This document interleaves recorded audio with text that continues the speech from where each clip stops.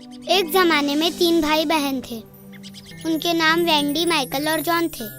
वो लंदन के एक बड़े घर में रहते थे। रोज रात को सोने से पहले सबसे बड़ी बहन वेंडी अपने छोटे भाइयों को शूरवीर पीटर पैन की कहानियाँ सुनाया करती। वेंडी, पीटर पैन के बारे में बताओ ना।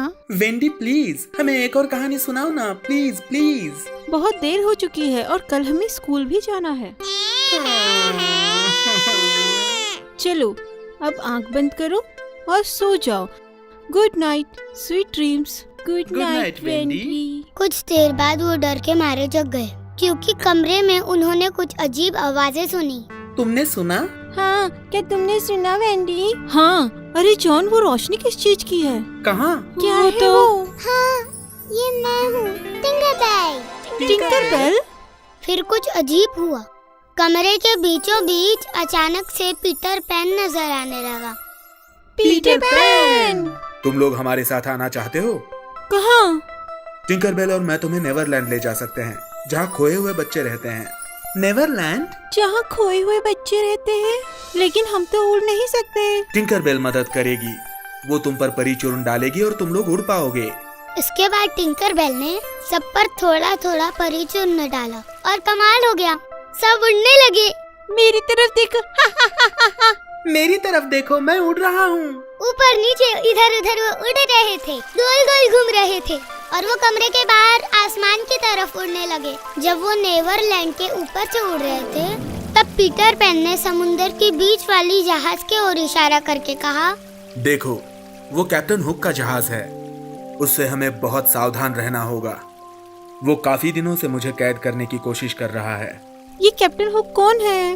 वो एक खतरनाक लुटेरा है और पीटर पैन का जानी दुश्मन यानी मेरा, और साथ ही खोए हुए बच्चों का भी दुश्मन है और एक मगरमच्छ का भी। बहुत दिन पहले हमारी लड़ाई हुई थी। मैंने उसे उसके जहाज से पानी में धक्का दिया था और एक मगरमच्छ ने उसका हाथ खा लिया, उसकी घड़ी के साथ। पहले हम उसे कैप्टन फिस्ट कहा करते थे, लेकिन अब उसके हाथ पे हुक है, इसलिए उसे कैप्टन हुक कहते हैं। समझ गए ना?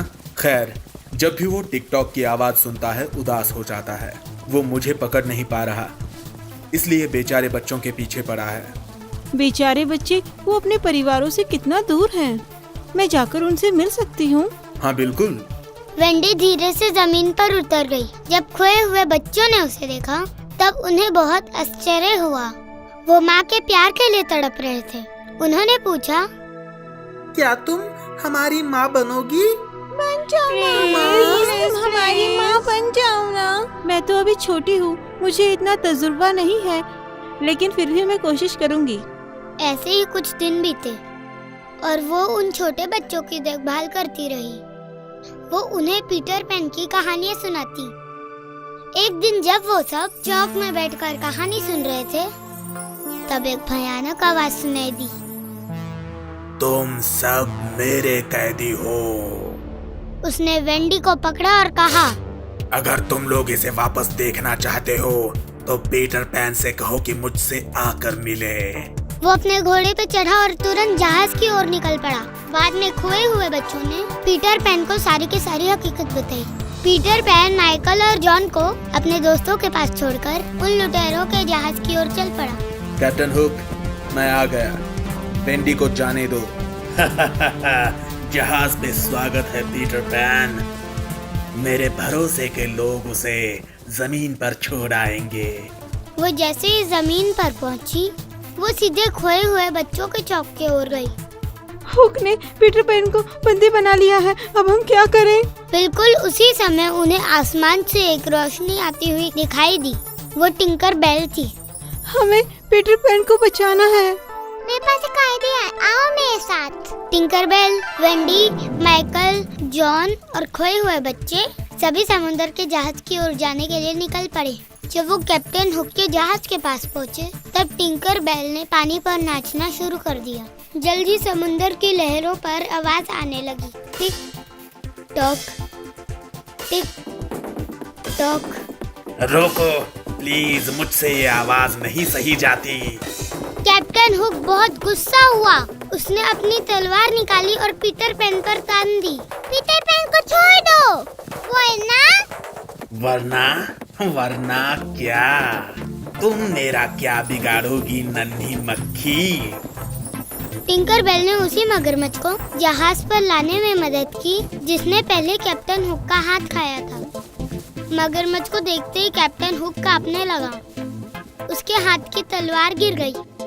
जैसे जैसे वो मगरमच्छ आगे आगे आने लगी, सभी मददगार भाग गए। जल्द ही उसने खुद को मगरमच्छ के सामने अकेला पाया। फिर उसने पीटर पैन को छोड़ दिया और वहाँ से भाग गया। पीटर पैन उड़कर अपने दोस्तों के पास चला गया। शुक्रिया दोस्तों, तुम लोगों ने मेरी जान बचाई। आज हमने एक बहुत ही रोमांचक घटना का अनुभव किया। फिर जॉन जाग गया। उसने देखा कि वो अपने बेडरूम में है। क्या ये सपना था? हाँ, सब सपना ही लग रहा है। वेंडी पीटर पैन और टिंकरबेल को आसमान की ओर देखकर अलविदा कह रही थी और वो भी उसे अलविदा कह रहे थे। समाप्त। If you enjoyed this story, please like and subscribe our channel and press the bell icon to get future updates. And don't forget to comment.